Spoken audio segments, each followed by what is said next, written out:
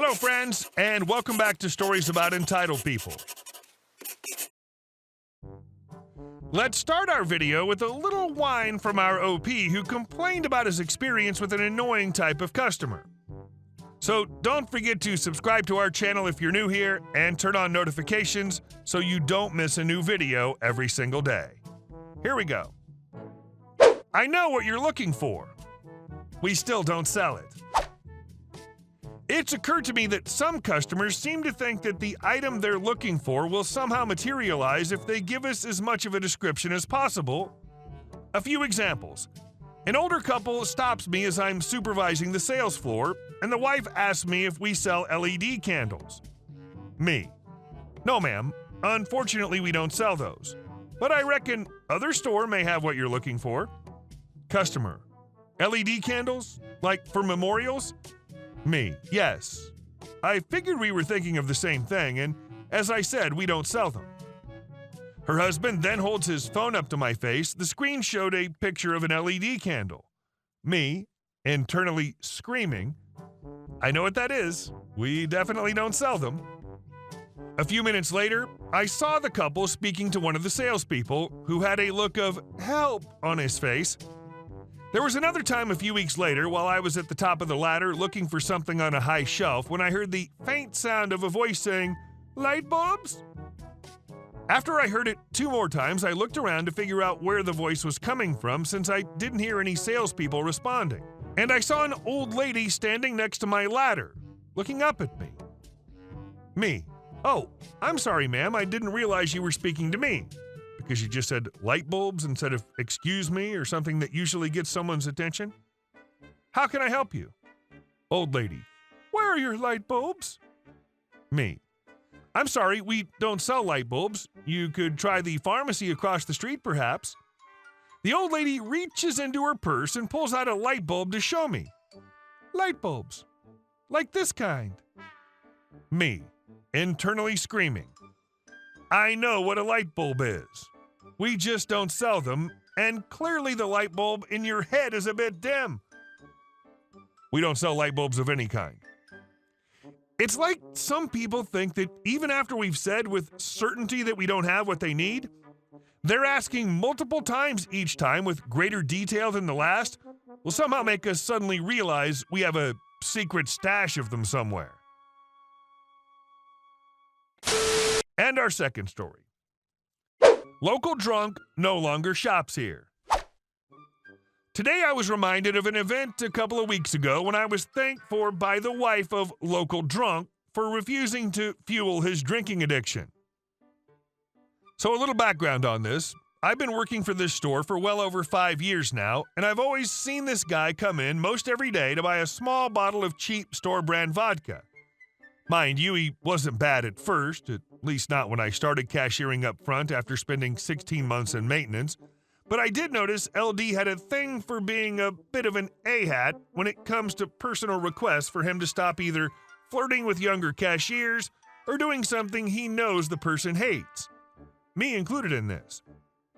Years have gone by, and I'm now a customer service manager, and LD is now this belligerent drunk who needs his vodka and intentionally disregards any request to behave himself within the store. Cast. Me.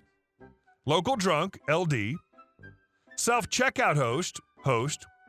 Closing cashier, C. And customer service associate, CSA. Now this is a pretty normal night, seeing as how it was just about close to closing down customer service for the night, and there's a slight line of people at the closest register to customer service. It was there that I saw local drunk standing in line with no items, obviously waiting to get his nightly vodka with a stupid grin on his face as he sees me and my CSA.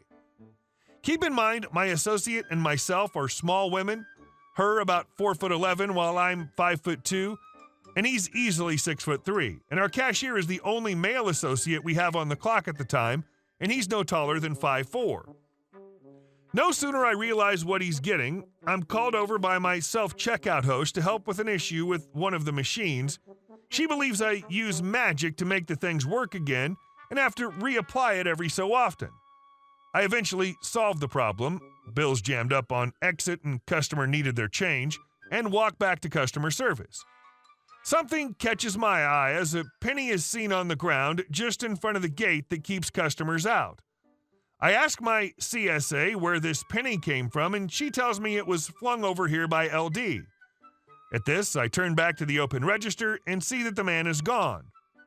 So much for telling him off right then, but I do a little more digging as to why he did that and discovered that LD, in fact, flicked over 2 pennies towards my CSA, and the second one clipped the side of her arm. No damage, but she was helping a customer at the time, and he could have easily hit that person instead. This made me angry as the proverbial last straw broke. I'd taken statements from both my cashier who saw LD do that and my CSA and brought it to my manager. Now, she didn't do anything to my knowledge, but what happens the next day would have fixed that problem right up. Next day, he comes in mid-afternoon, got the early dinner rush going, and lines building up at all my open registers. I see LD standing in line at customer service to buy a few cheap items and purchase the cheap vodka. Now I have more associates and another customer service manager with me, but I took point to greet him and ask what he wants. Me. What can I do for you today? Smiling innocently as if I didn't know what he did the night before. LD. You know what I want. Store brand vodka. Me. At this, I just shake my head slowly. I'm sorry, but I will not be serving you your vodka any longer. I will gladly ring you out for the other items. At this, he just gives me this dirty look that basically said, "How dare you?" as I motioned him to the register and open counter for his items. LD. Why not? Me. Due to the incident last night, you've been banned from purchasing alcohol at this location. Once more, he scowls at me as he slowly pushes his other items to me. LD. What incident? I didn't do anything. Me. Not according to my associates.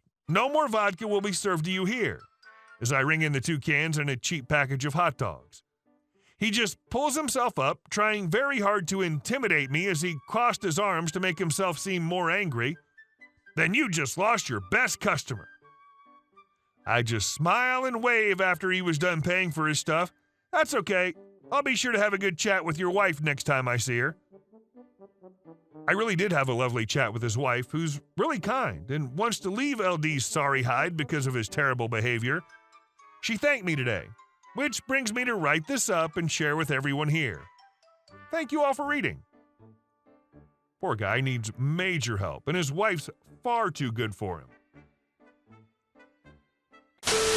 And our last story. Entitled family think they own the beach. So, quick backstory. My family and Sarah, family friend, own beach houses in a small beach town, and there are some entitled people thinking they own the beach down there. Here's the cast. Sarah, family friend. EM, entitled mom. EK, spawn of entitled mom. He doesn't say anything in this story, but he still does stuff. Officer.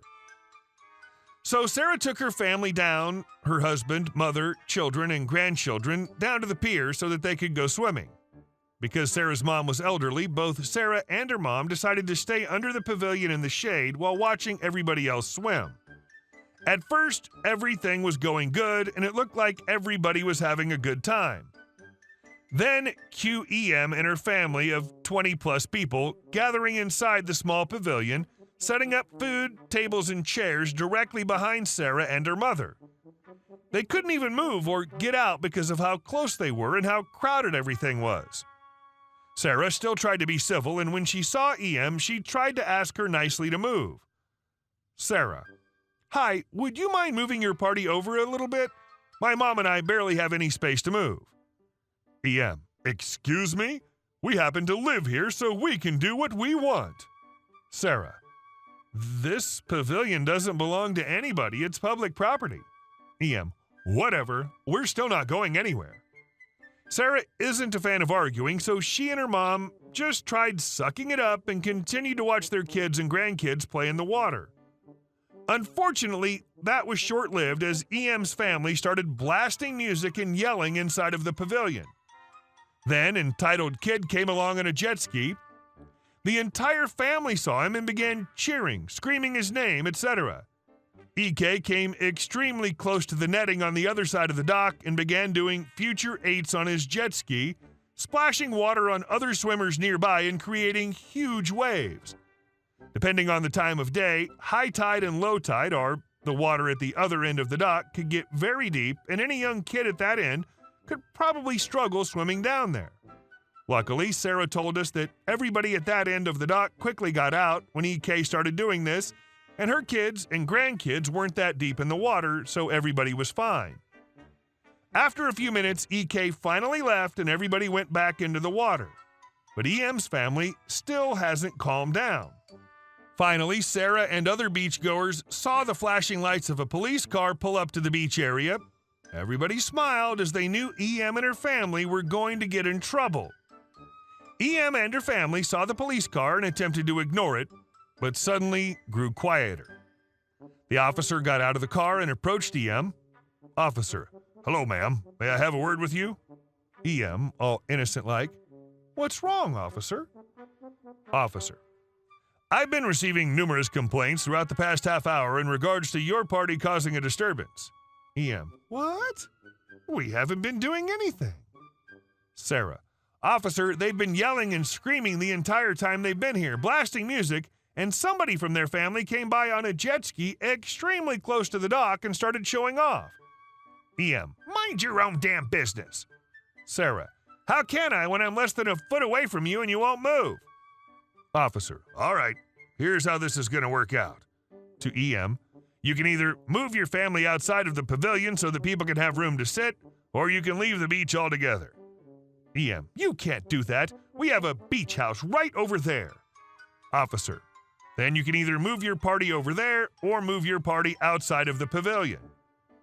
EM, "This is unacceptable. You can't do this to us. What's your name?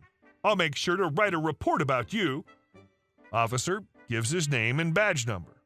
EM, "All right then. I will call your station and make sure you get fired." Officer, "The station is well aware of everything going on right now, ma'am. And if you fail to comply, we will have you fined and removed from the premises, whether your house is right here or not." EM was having none of this, so instead of leaving like any other person would do, she grabbed a sandwich from one of the bags she brought and threw it right at the officer. The officer, without hesitation, grabbed her and cuffed her. The other members of her family were growing mad at the officer for arresting her, but they didn't fight back. Officer, "This is your last warning, ma'am. Either take your party elsewhere or I'll bring you back to the station. You're very lucky I'm not putting you in my police car right now." EM finally cooperated and was released. She didn't go completely free, however, as her and all of the adults in her family were fined. She was fined the heaviest, though, for also assaulting the officer. The family grumpily grabbed their stuff and left. The officer didn't leave until he knew they were gone. A couple days later, some new rules were put in place that no partying of any kind would be allowed on the beach because of EM. A patrol officer had also been sent to inspect the pier every once in a while each day to make sure that EM and her family weren't doing this again. And so far, since Sarah, her family, and my family have been down there, they haven't. But they're still extremely loud and blasting music on the beach and inside their house.